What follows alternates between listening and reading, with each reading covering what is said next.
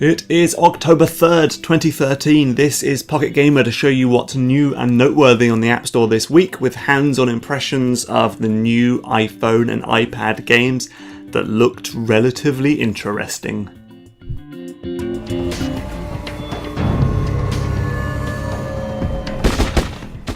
Bitmonster may be best known for its idyllic island adventure Lily, but the studio is harkening back to its Gears of War days for this violent and gory zombie shooter. You are in charge of a remote-controlled car, which automatically drives through ruined city streets while you mush up zombies with a machine gun on a cherry picker. That makes things a bit limited, but it does give you good control over aiming and firing. Gunner Z gets pretty repetitive pretty quickly, and it's packed to the rafters with in-app purchases for repairs, vehicle upgrades, extra lives and customization. It is free to play though, so you can check it out for yourself.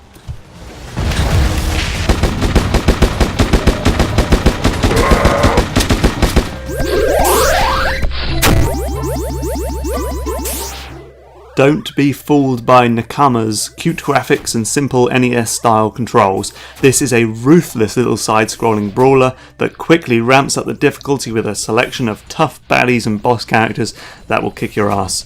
Your moveset is pretty robust. You can slash, jump, combine the two, plus you've got a Mega Man-style charge attack for extra damage. If you fancy a challenge and don't mind dying a whole lot, pick up this fun little ninja sim and look out for shurikens.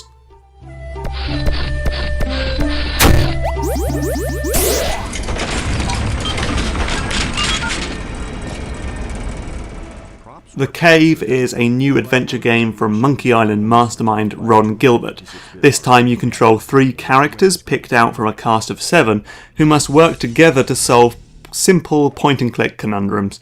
The puzzles are spread out between boring platforming sections which are an absolute nightmare to control on the touchscreen.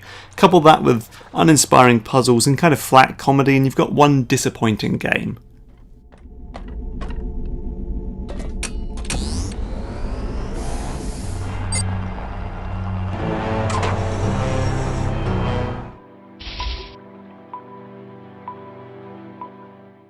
Another point-and-click adventure now in the Minims. I'm not sure if it's supposed to look like it's made out of clay or if those are just bad graphics, but there we go.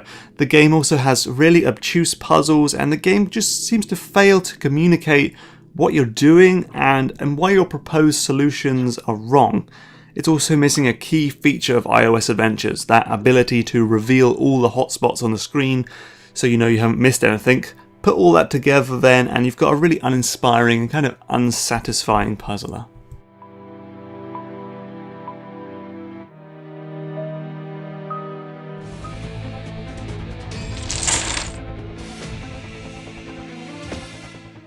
Marvel Puzzle Quest is not a simple spandex-clad reskin of the much-loved Match 3 RPG Puzzle Quest.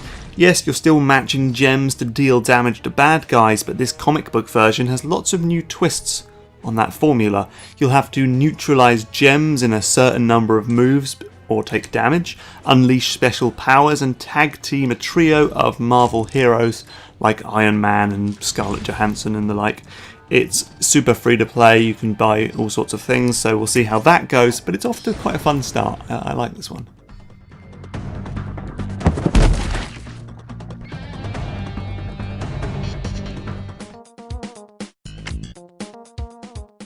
Transport Tycoon is an incredibly deep and complicated simulation game where you get to command a fleet of trains, planes, boats, trucks and more.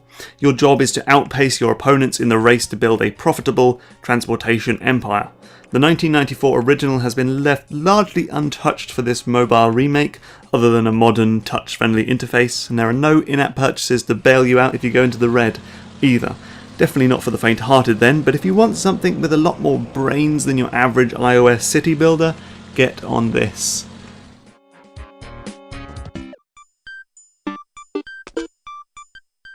Indie stealth adventure Level 22 stars Gary, a hungover office worker who must sneak back to his desk before his boss notices that he's late, so think Metal Gear Solid meets Office Space.